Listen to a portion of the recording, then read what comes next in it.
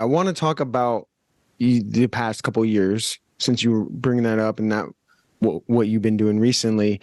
You went to Africa, correct? And Correct. where did this all come about? What was the decision? How did you plan it?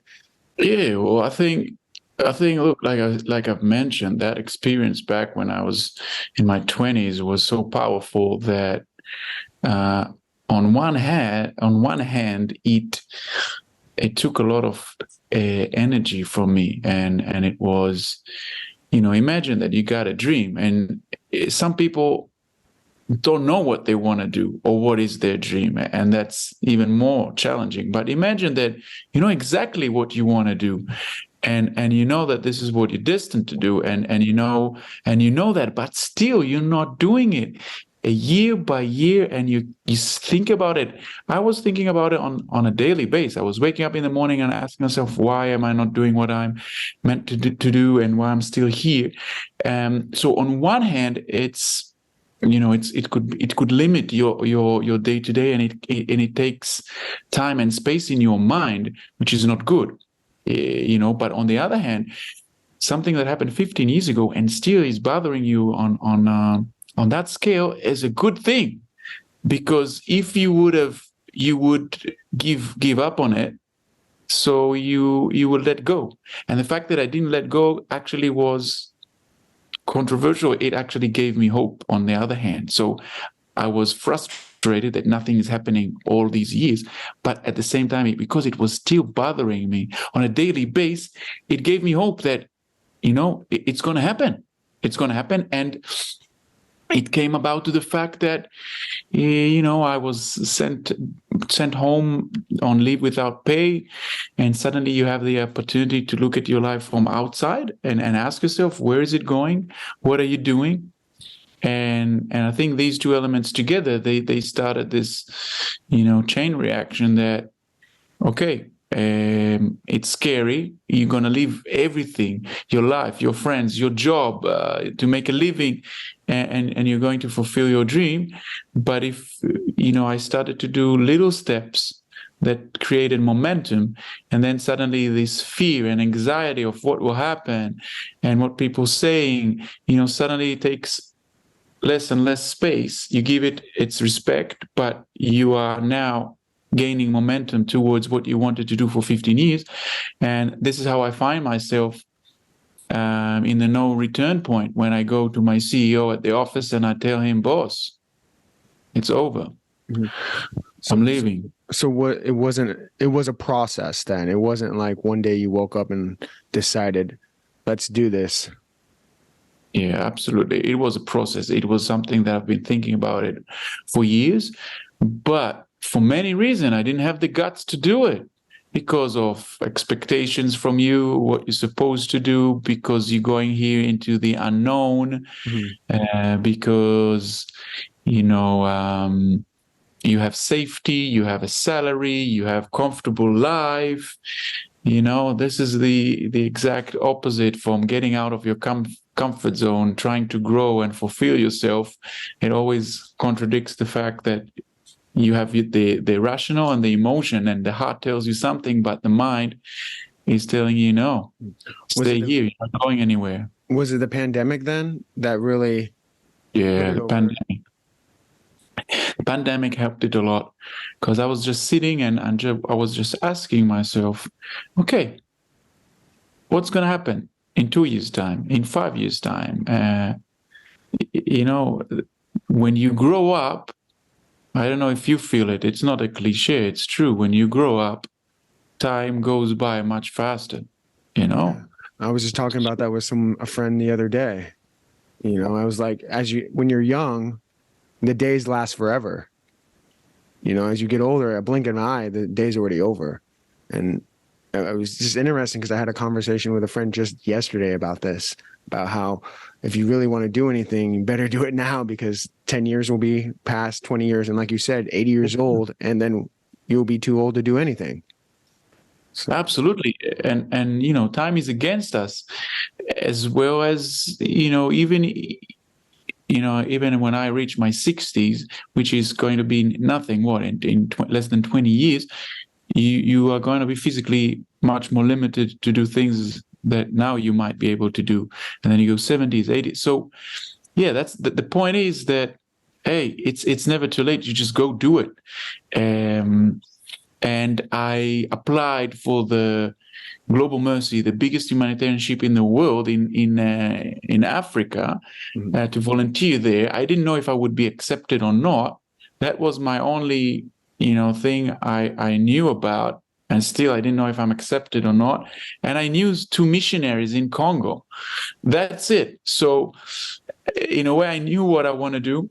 I knew how I want to fulfill myself, but it was an adventure, and that was also the exciting thing, that I didn't know what I'm getting into. But it's so true. When you follow your heart, follow your passion, like, these amazing things happen to you. These amazing doors open to you.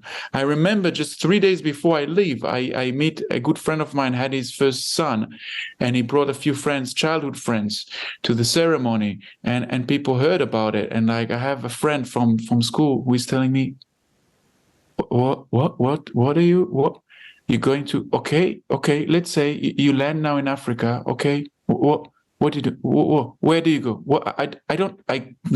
He was like, talking like most of people, you are completely nuts. You lost it, you are on drugs or something. What are you going to do? Where are you going to go? Okay, you landed now. Tell me, what are you going to do? So, this was the way you're in the environment and the people surrounding you. So, were those your initial reactions? I would find, I don't know, I would, like, when you told me, I was like, go, that's a great thing. You should be doing that if that's what you want to do. I feel like people should be encouraging you if that's your passion and your dream. But did you find that more people were saying that's crazy?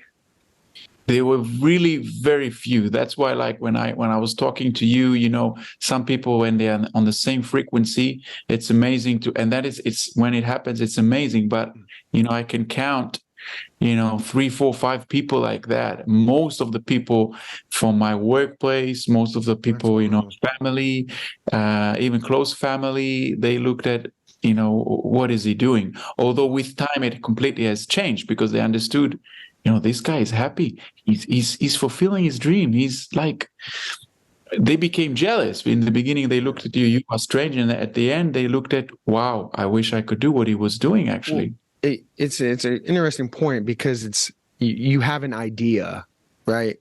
And a lot of, like, say, successful people have ideas, or creative people have ideas, but usually when you have that idea, it's not tangible. Nothing's happened. So people look from the outside, maybe thinking like, no, you can't do that. What are you going to do? So until you started posting these videos, what you're actually accomplishing, then people are like, oh, wow, he's actually doing it. Right. Yeah. And you know what? And another thing really helped me, I remember, and this is maybe an advice for people who want to take the leap or want to follow what they're passionate about. Something that really helped me was, I published a video. I was so, worried, should I or should I not? I just published a video about, this is who I am.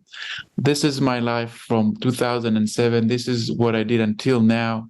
I have this dream. I'm going to go for it. If any one of you, know about organizations and people on the ground that it's going to be worthwhile to meet, I would be more than happy. And just by publishing it, so it touched a lot of people, because, I was talking from my heart, and they looked at someone, like you said, he's going after his dreams. And then the reactions and the leads that came because of that gave me a lot of confidence. And that was also something that was very, very powerful at that time, because when you are going mostly on your own, but you create something that resonates to others, that even you don't know them, on social media. So that's a powerful tool to actually gain support and feel that you're not completely alone. Yeah, I think you just keep posting what you're doing, because there are people that will be inspired, impacted by it. Maybe not by the masses right away, but we need more good stories. As you know, media and everything is so negative. All we hear is negative stories. So, I mean, Yeah, and one of the amazing things that happened were like I got random messages from a girl from Australia, Hannah, and she said, I didn't even know. And she said, look, I've been following you since day one in Africa, and you know, you inspired me. I'm now in Uganda. I'm in this orphanage with little children with HIV, and I left my job in Sydney for 6 months, and it was a lot thanks to you. And then I got another woman from the US that went to Thailand, and you know, people I didn't even know, and that is so true because you know, people can see, hey, you know, it's not the end of the world. Look at him. Actually, good things happened. You know, it's a 50-50. If you want to believe that you know, it's going to be a bad decision that will bring you to bad places, it could be. But why wouldn't you think that, you know what, this step could be the most amazing and important thing you've done in your life, and it will open doors and take you to places you never thought about. No one knows, so you decide. It's your decision how you want to look at it. And it also showed other people, you know, yes, we can. And I got 3 people, thanks to my personal journey, also joined the Global Mercyship and applied, and were accepted. So these are also, you know, I keep these messages from them because it's really emotional to hear. I kept it in a special folder on my mobile phone to remind me that, you know, there's also something about inspiring others and making a difference on the other side, not only on communities that are struggling. This is also a very big impact if you can, you know, influence others. Yeah, it's amazing what you're doing. So when you went to Africa, were you pretty much doing the same thing when you were doing 15 years ago in Papua New Guinea? Yeah, well, so to be honest, I came in the beginning just as like I want to be a sponge. I want to go to the most hardcore places, meet local grassroots level organization and people, just see what they're doing, why they're doing, their challenges, their struggle, what projects work well, what fail, and why, and live in their conditions. And this is how it started. So I didn't give, you know, too much pressure on me to use my skills as a medical professional, as a medical engineer. I just wanted to meet the people on the ground and to feel them. And this is what I did in the Democratic Republic of Congo. And that was amazing. That's one of the hardest places in Africa, to be honest. So I started, everything after Congo was really easy in terms of the, you know, what you come across in Africa, because Congo is hardcore. It's a very difficult country in a lot of ways. Safety, security, you know, their history. But it was amazing. I went one organization by the other, by doors that came open to me, and I saw things not related to medical. Actually, you know, I saw a woman that opened a school for young girls, well, the weakest link in society there. And you know, they get married and give children at the age of 11, 12, and that's the end for them. They continue the cycle of poverty. But she takes them at the right time when they are 3 and 4, and she puts them in a school and give them nutrition and free education and access to kind of modern facilities in the poorest of the poorest places that you can imagine. And she's just saving lives. And they go through the whole education system like that. And she was inspirational. I visited her school. It's called Malaika, the organization, which is an angel in Swahili. And what she's doing is amazing.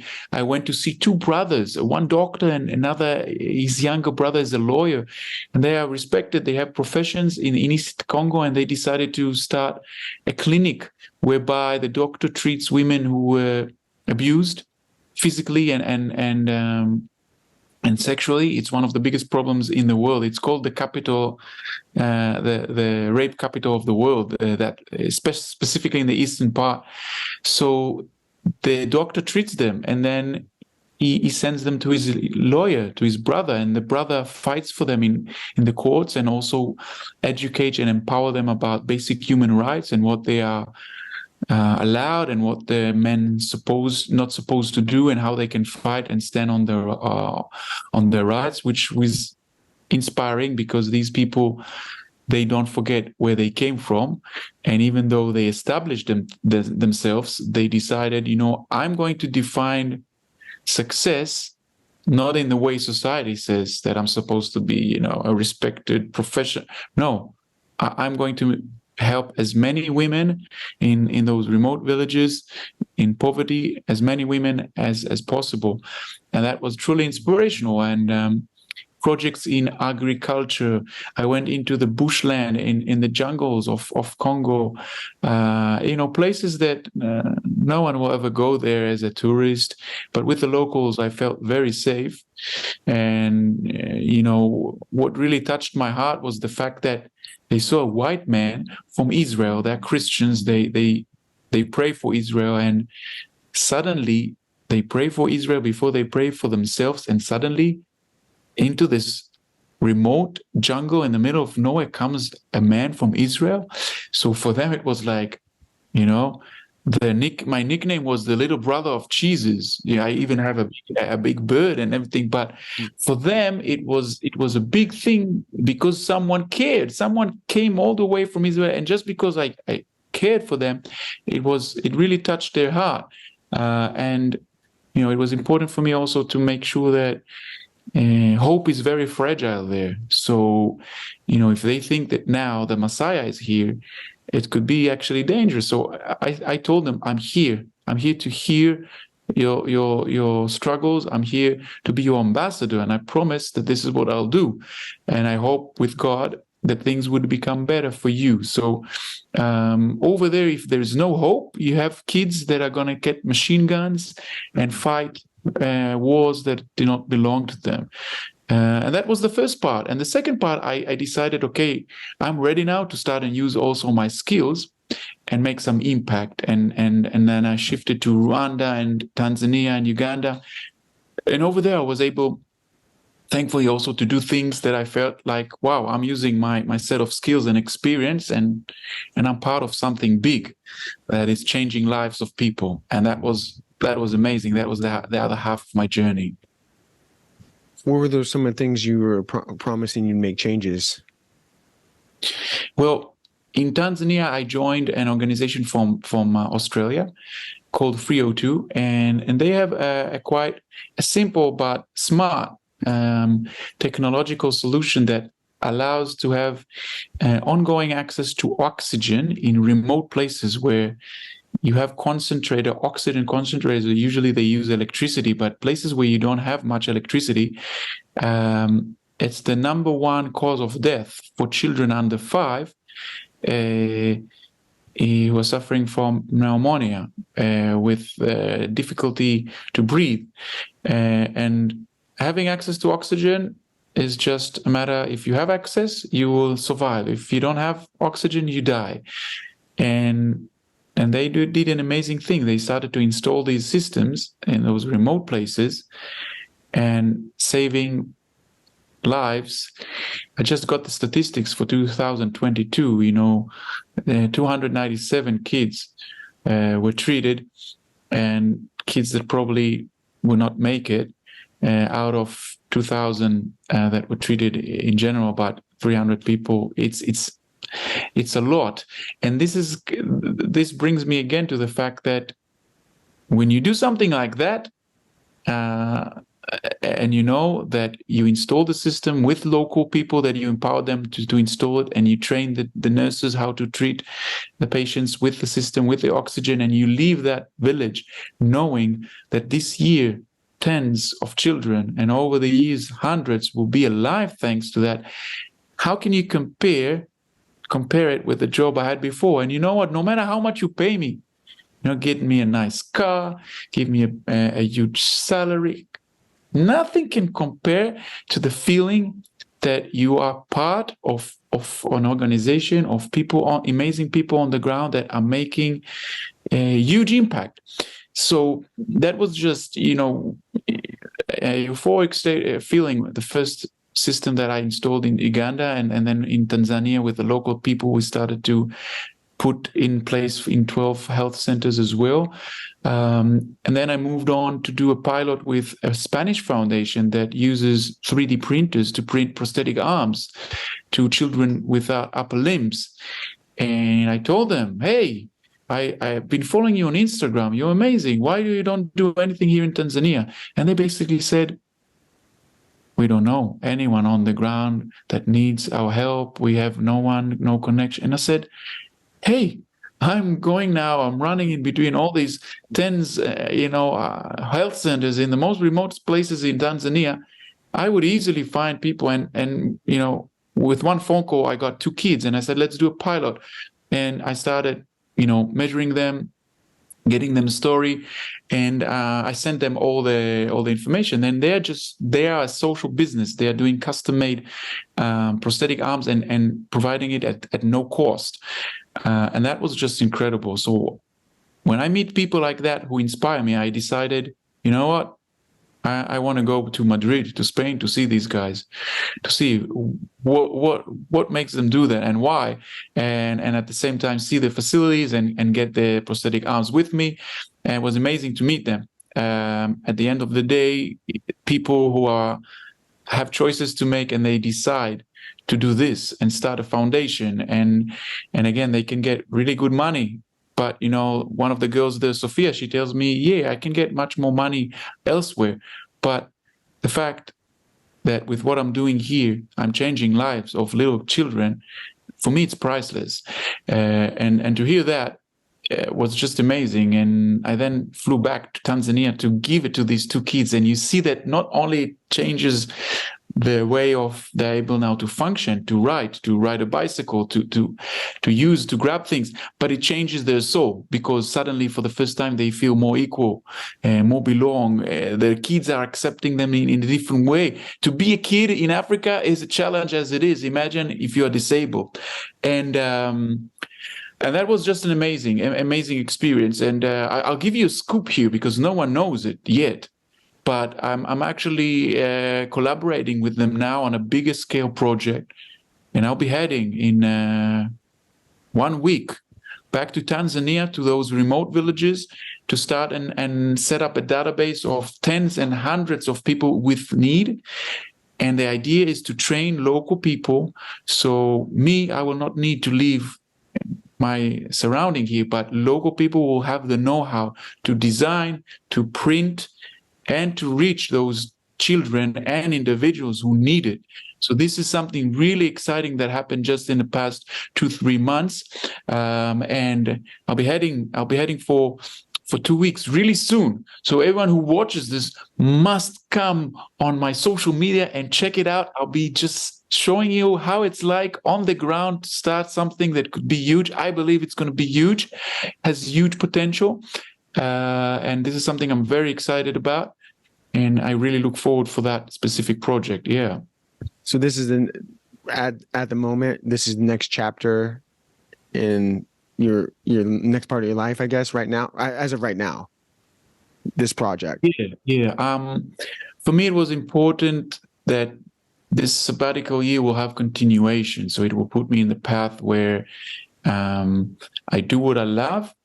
And it's also really important, when I told you, hey, no matter how much money you pay me or what car you give me in a job in the corporate world, I'm not saying that to underestimate the importance of money. Because if you're not doing it sustainably, if you cannot make a living, you are not going to be able to help other people. So my goal now is to be able actually to be involved in these sort of impact initiatives, but also in a way that I can make a living, sustain myself. This is the exact way how the Spanish people do it. They formed a social business. They have a business model, and they can help so many people, but also they make a living.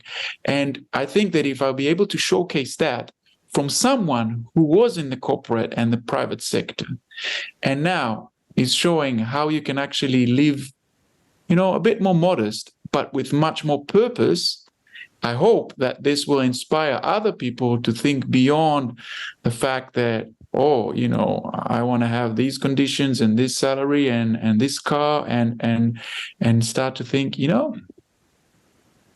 maybe it's better to, settle for less, still live, respected life, but actually do something with a lot more purpose. Reduce a bit the profit, increase a lot the purpose. That's my message. Well, I think if a lot of people live without purpose, so or people are searching for that purpose for all their life and never find it.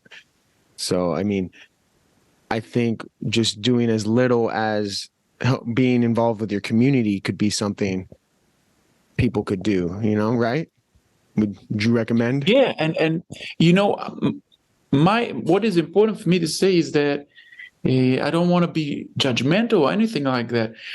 I am saying for people, follow your heart, what your heart tells you to do. For me, because of my journey, my heart told me this is what you need to do. This is what is your purpose to impact and empower and help others. But it could be for different individuals, anything. You can be like, what's your heart telling you is to be a violinist, or to play a piano, but you never had the time, or you never do.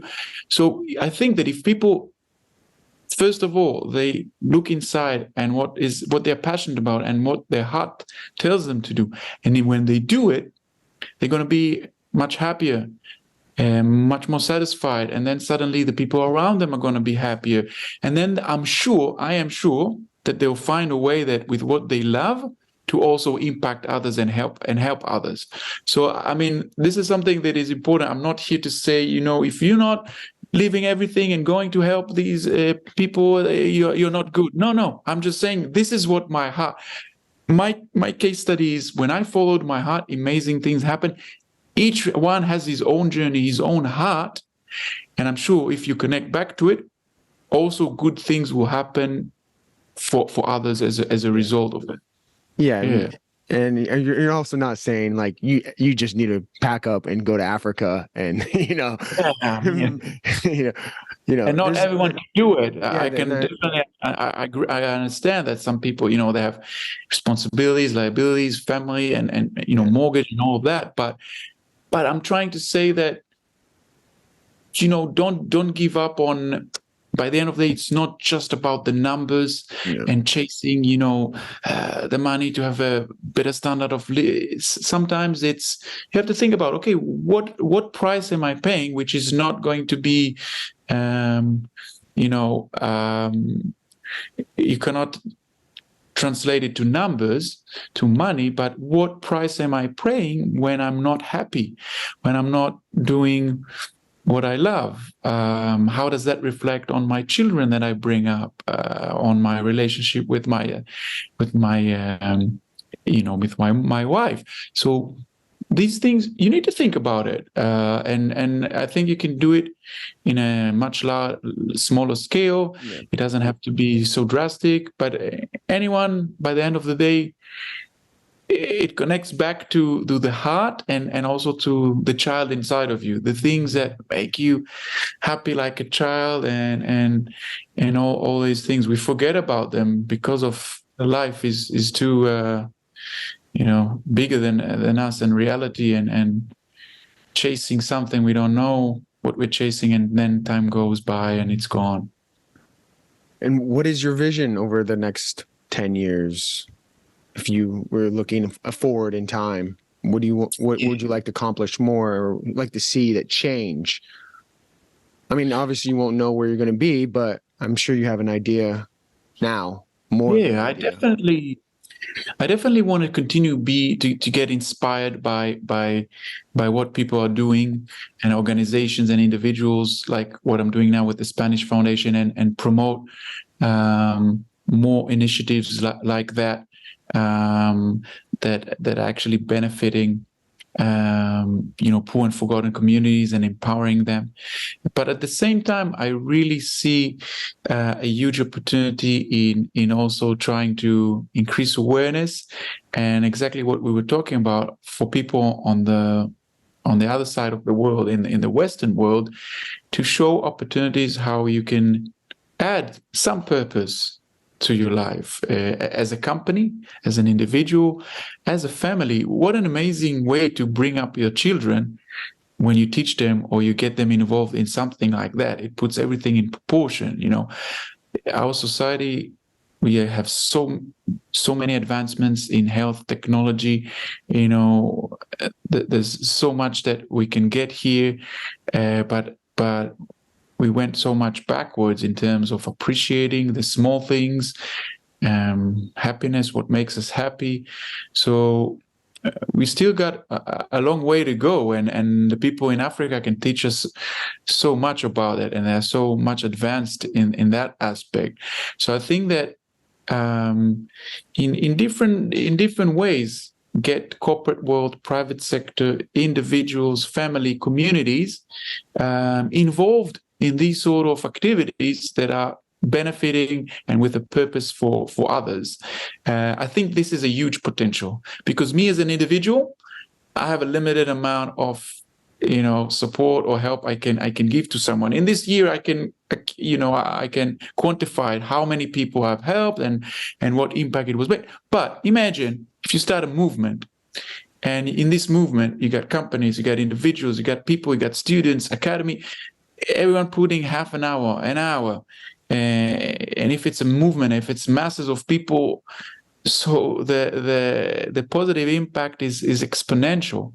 And I think in nowadays and age, with the fact that internet is almost accessible in the most remote places, mobile phones penetrating into places you never thought, remotely even, you can be doing amazing things.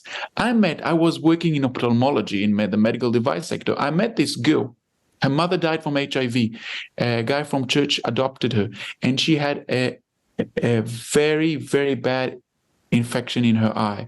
And I just took a video and a photo, and I sent it to a friend of mine who was a very respected surgeon in Madrid, an expert in her field. And she just told me, look, she will soon get blind. The solution is really easy. This is the antibiotics she needs to take for 3 weeks. And she will, she will not lose her eyesight. And in a press of a button of a WhatsApp message, you save the eyesight of someone. So what I'm trying to say that today is you don't need to leave everything and go into the jungles. Today, in a press of a button, an individual, you don't even need to be a doctor. That's a whole discussion that I can tell you about how I experienced people that have nothing to do with medicine made huge impact in this journey. There are really ways you just need to be aware, to care, to be compassionate, and sometimes there isn't the person there that is telling them, hey, look, here, this is the need. You don't need much to do this. Are you going to join me? And this is what I'm saying about creating a movement, a platform, using social media for good. I think there's a lot of things that are like superficial, bad news, politics, this all the time. Why don't you highlight people like the guy from Spain, like this woman from Papua New Guinea, and inspire others to become like them? So I think this is where the great potential is. And I'm looking at ways, to develop also there. To be an influencer for good, to create a platform, to create partnerships, collaborations, to bring, what we are fortunate to have back there. And trust me, when you get involved with that, they also teach you a lesson or two about life. They have been, in a lot of ways, much more advanced than us when it comes to the simple, basic things. All right, man.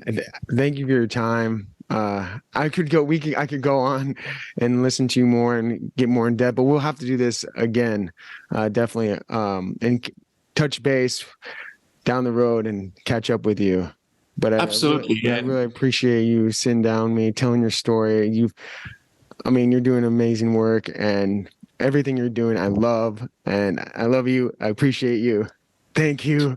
And it's really touching, Thank you, brother. I love you back. You know, it's amazing to see you back after all these years and all the support that you are giving behind the scene. You know, all these people that it touches their heart, it touches me back. So it's like fueling positive energy. And yeah, by all means, if there are people that are interested to hear more or to take that leap, you know, I'm really accessible via social media, Instagram, Facebook, Achi Kushnir. And even if you want to see a little bit of things from on the ground and in real time, join me as well. And I'm sure it's going to be worthwhile Have you and started something. YouTube? No, I need to. Yeah, you did. Yeah, I mean, unfortunately, you got to use all the platforms, but I think YouTube is a powerful platform as well for the stuff you're doing. But yeah, a little funny note before we end this: how we met. We are amateur tap dancers.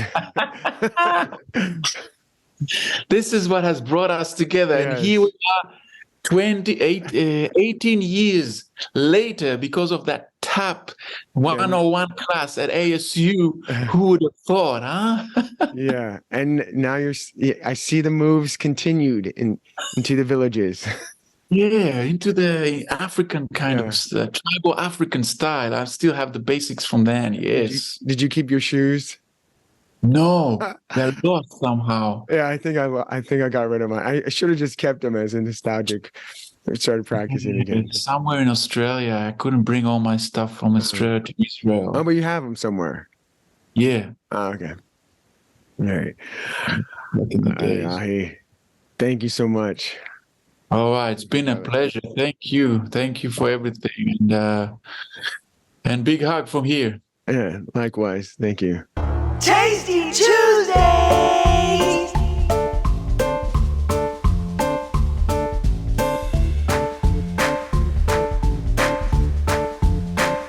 Thanking you for your time this time. Until next time, we'll see you again next week, same time, same channel.